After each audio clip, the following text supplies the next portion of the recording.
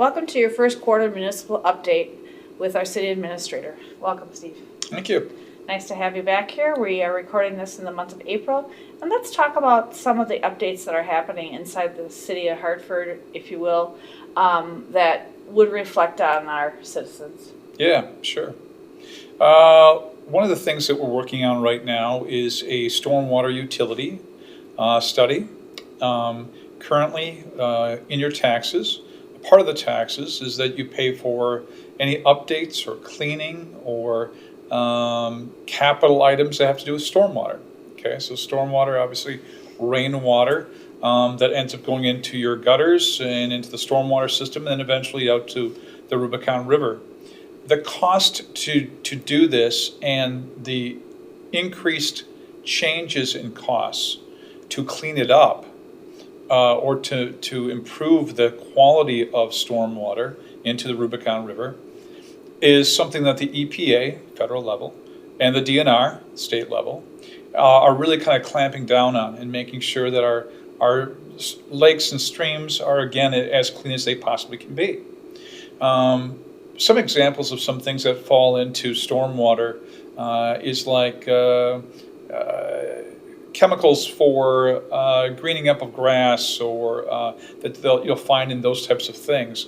Once they leach out into the stormwater and into your lakes and streams, they can cause blooms in your lakes and things like that. You've heard of people complaining, oh, you see all the lily pads and all the things that are growing in the lake that I like to go fishing in, but it can't because there's all these weeds in there now. And how are we going to solve this? So the EPA and the DNR said, well, we're going to look at how the stormwater is collected and then how it gets down to those lakes, streams, ponds, rivers, and try to get them cleaned up so that, again, the end result is cleaner lakes and oceans, as it would be.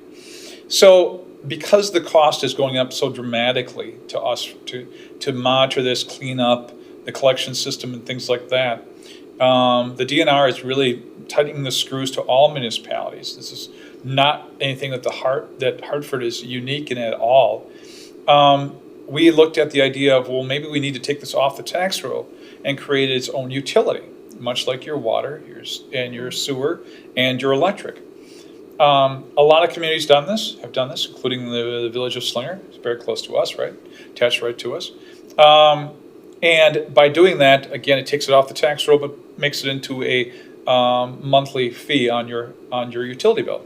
At the end of the day, if all things being equal, in other words, the budget to do this cleanup and maintenance of this, including borrowing funds to do different projects in the stormwater, if all things being the same, you actually should see a reduction in what you pay towards stormwater.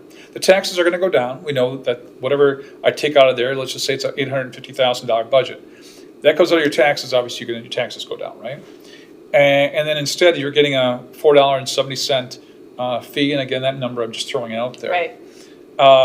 You'll actually see the $470 per month times 12 months, $50 some dollars, will be less than what you were paying in taxes. So, and why that is because everyone gets that, including those properties that are not taxable. Okay, so much like 20 years ago, the hydrant fee was a big deal. They were taking the cost to improve hydrants and fire protection, primarily the water that got to the hydrants, and separate that off taxes and now put it a part of your fees. And that's a part of your monthly utility bill. And so this is the same type of thing. And again, many communities have already done this.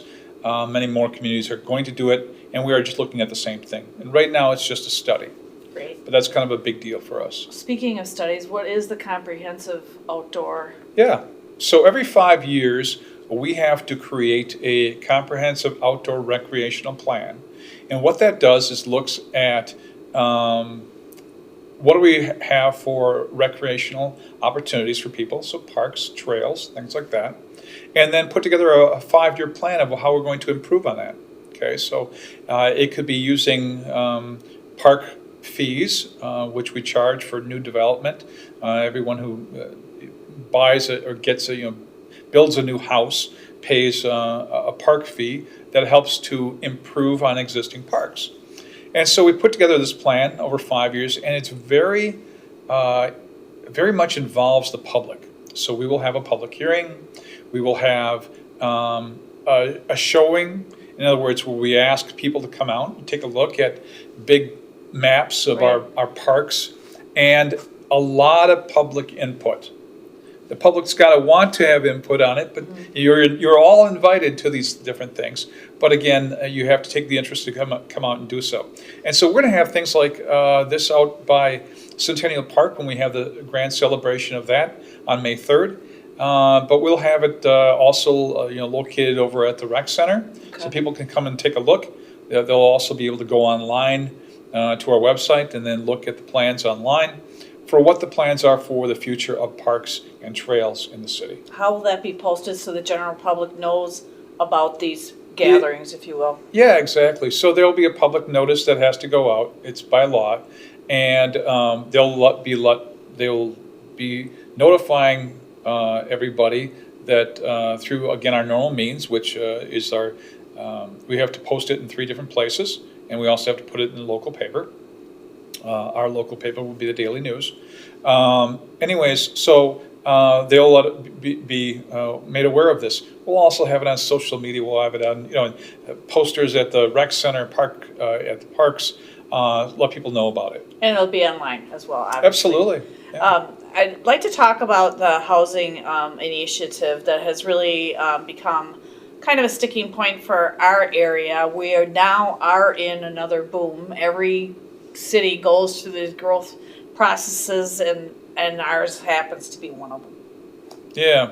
So housing is kind of an interesting thing. Of course, the economy is really the driver behind this. And in 2007, 2008, when the economy fell out, it was a situation in which builders just stopped building houses. They couldn't make them fast enough, or they could, they weren't being sold. People were filing bankruptcy. The whole world was going upside down regarding housing.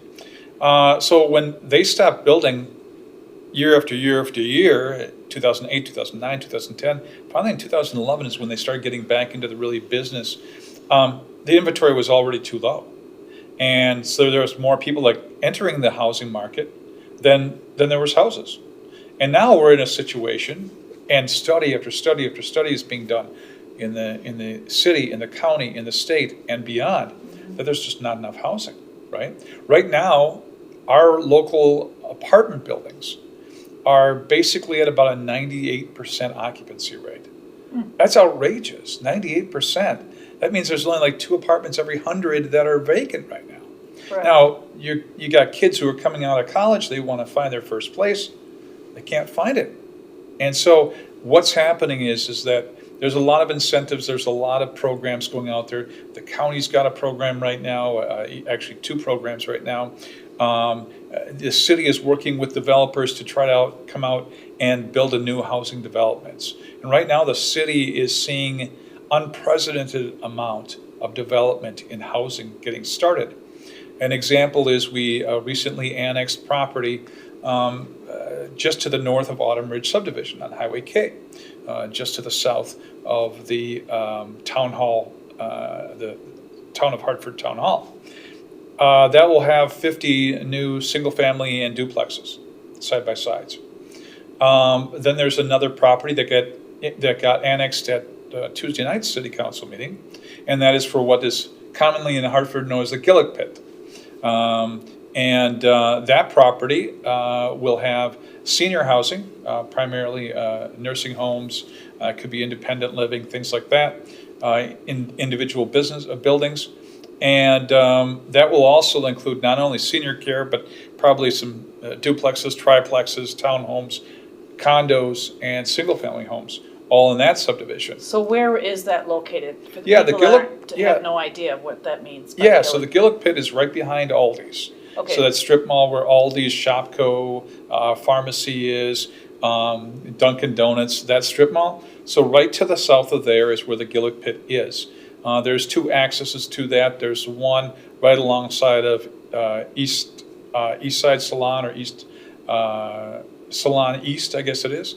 Or there's another entrance which is more commonly known, which is Shower Drive Extended. So Shower Drive, which goes past the credit union and Highway K there, that will be extended to the future to the east, and that will become Shower Drive Extended. So with this entrance that's going to be happening off of Highway 60, going through a parking lot for a hotel and a salon, how is that traffic going to be handled there? More than likely, again, that's a question for the design. The design is even close to being done Okay. yet. So more than likely, that will be a emergency exit entrance to it. The main one's going to be off that Shower Drive extension. Okay. Is there anything else that you think our citizens should know that's going to be happening, in the upcoming months here? Because I'll have you back towards midsummer. We could talk more then about those projects. Is there anything else that you would want to round out for the month of April here?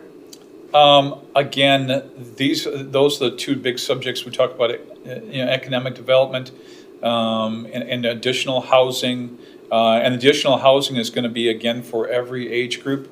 We have another development out west of along State Street, where there will be an expansion of extension of a road, Innovation Way, as it would be. It takes you out to Western Drive.